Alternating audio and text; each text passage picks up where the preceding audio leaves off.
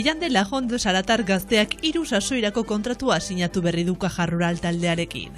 18 urte baino ez dituen kirolariak lorpen asko batu ditu txirrindularitzar murgilduta dabilen 5 urte hauetan. Berarekin egongo gara gaurko saioan.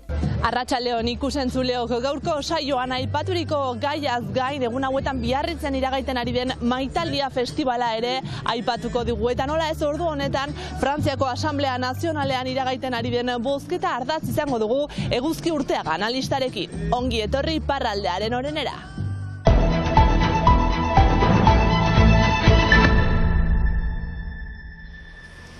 Hasi berri da Frantziako legebiltzarrean François Bayrou lehen ministroaren konfiantza galdea. Alderdi eta talde politikoek azken orduan jarrera edo iritzia aldatzen ez badute, ez du gehiengoaren babesa lortuko eta beraz, dimititzea behartua egongo da gaur iluntzean bertan. Kontuan izan behar da zein den testuingurua, 2026an hauteskunde municipalak izango dira, 2027an hauteskunde presidenzialak, eta ikusten dena da oposizioko alderdiak ez dutela politikoki arriskatu nahi, inpopularra den aurrekontu horren alde bozkatuz. Izan ere, konfiantza galdea 54.000 milioiko murrizketak egin behar zituela iragarri ostean deitu zuen. Frantziako egoera finantzieroa ez da ona, 2024ko datu erreparatuz gero ikusten da Frantziaren zor publikoa PIB-aren 100% dela eta defizit publikoa 5,8%. Horrek eragiten du presioa handitzen ari dela Europar Batasunaren partetik, merkatu finantzieroak ere geroz eta presioa handiago jartzen dute arrisku prima goratuz, eta testuinguru horretan argi dagona da beharrezkoa dela tendentzia horiek inbertitzea edo gutxienez defizita eta zorra ez da hainbeste azzi. Horrek implikatzen du azken finean edota inpostuak igo behar direla edo gastu publikoa murriztu behar dela.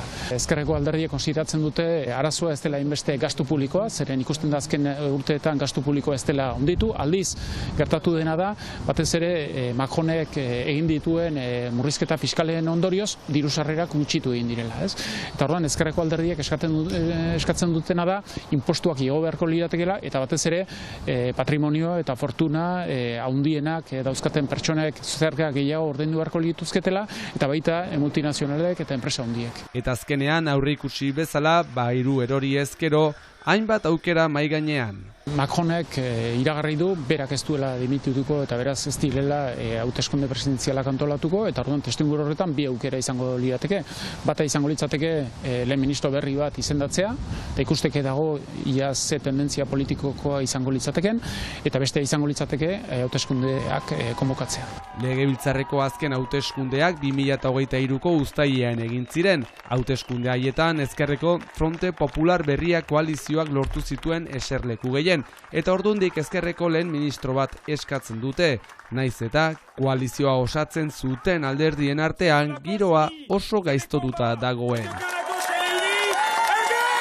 Macronek erabakiko balu ezkerreko lehen ministro bat izendatzea, horrek arazo bezala izango luke ezkerreko alderdiek ez luketela gehiengoa izango eta orduan aurrekontu aurrera ateratzerako orduan gainontzeko alderdien babesa izan beharko luketela.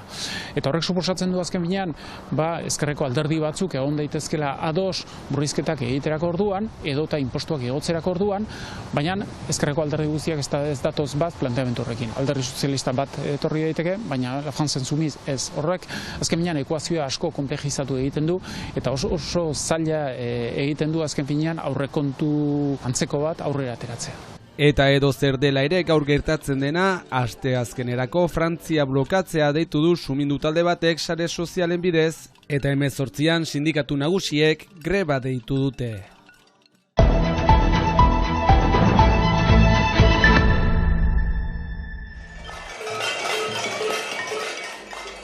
Euskal Herri osoan bezala ipar Euskal Herrian ere Palestinaren aldeko mobilizazioak egin dituzte asteburu honetan. Urruñan konzentrazio zaratatsua egin dute 10 herritar bilduz. Elkarretaratzean bildutakoek genozidioa gelditu eta Israelekin dituzten loturak bertan behera uztea eskatu diete erakunde zein enpresei.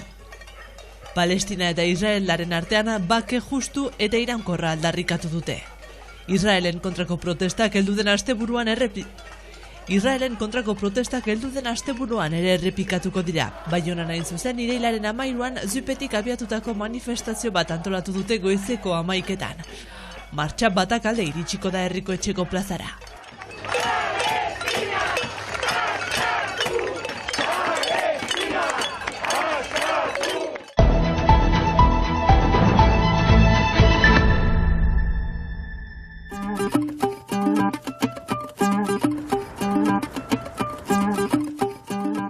Jande lagon naiz, xaratarra naiz, 18 urte ditut, eta datorren urtean txirrindulari profesionala izanen naiz Caja Rural Seguros RGA taldean.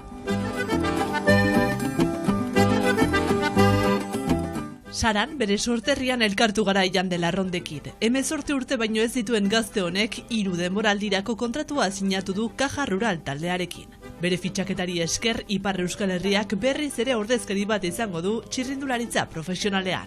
Posten naiz, eta motivazio handi bat da entrenatzeko eta negu on bat egiteko. Konfinamenduaren garaian eskubaloian ezin jokatuz lagun batekin txirrindularitzara jotzea erabaki zuen. Urte gutxi badaramazki ere lorpen asko pilatu ditu jada. Txiki fite dena oso fite etorri da, eta bate ni hasi dut lagun batekin, eta pixkanaka serioski hartu dut, eta baita ere taldean lehen txirrindularia naiz lehen urtean pasatzea. Kirolariak ongi ezagutzen ditu bere puntu azkar eta ahulak. Abiadura on bat badut esprinean, eta gero nik maite ditut lepo motzak, lepo luzeetan pixkat zaila da niretzat ere pisuarekin oso gogorra da.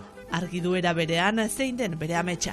Nik nahi nuke pistarekin joatea Los Angelesen Olimpiadan, eta gero World batean pasatzea, irabazi lasterketak eta hola segitu hobetzea. Munduan gaindi ibili bada ere mendiz inguratutako sarara itzultzea gustatzen zaio. Leku aproposagorik ez baitago entrenatzeko. Niretzat gune oso polita da.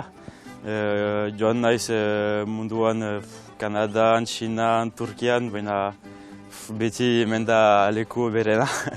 Orduan ongi naiz eben.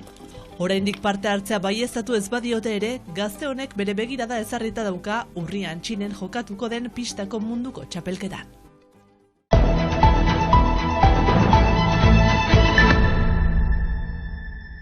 Biarritzen abiatu den Maitaldia Festibalean Euskal Herriko dantzaren topaketa profesionala antolatu dute asteburu honetan. Topaketa hauen bidez Etxepare Euskal Institutuak eta Malandean Ballet Biarritzek frankofoniaren unibertsuan euskal kulturaren eta euskararen presentzia, ezagutza eta eragina indartu nahi dute. Zergaitik da hau importantea. Honek erakusten duelako alde batetik kulturak muga administratiboak gainditzen ditula eta bihotzak baita ere. Zabaltzen duguna da leiho atal sendo berri bat eta ez da urte bakarrik izango. Gure aurten sinatu dugu akordio bat, egon dadin toki sendoa urrungo urte. Ekitalde honetan Ipar zein Hego Euskal Herriko eragile artistiko eta instituzionalek haien arteko lankidetza sustatu eta dantzaren etorkizuneko erronki buruz hausnartu dute. Konpainia guztietan daude iparraldekok, hegoaldekok eta denak elkar ikustea eta toki bat, espazio bat ematea horri oso garrantzitsua dela iritze zait. Besteak beste, Biraka kolektiboko kideek Malandean Ballet Biarritzeko zuzendari artistiko izango den Martin Agiagek edota Eneko Gil koreografoak parte hartu dute topaketan. Hain zuzen Maitaldian ere urtero legez baleta publikoari hurbiltzeko hitzordua antolatu dute. 100 lagun elkartu dira Biarritzeko hondartzan instalatutako 150 metro inguruko baleta barraren inguruan. Martin Agiag Biarritzeko Malanden konpainiako koreografo berriaren zuzendaritzapean dantzari profesional eta amaturrek koreografiak landu dituzte eta urratsak ikasi dituzte. Baleta probatzeko gogoarekin gelditu diren horiek esperientzia deskubritzen ahalko dute datorren irailaren 14an goizeko 11:00. Eta hain zuzen Martin Agiag koreografoak zuzendutako Ballet Europea du Grand Pavillionen irudiekin agurtuko dugu gaurko saioa. Bihar arte!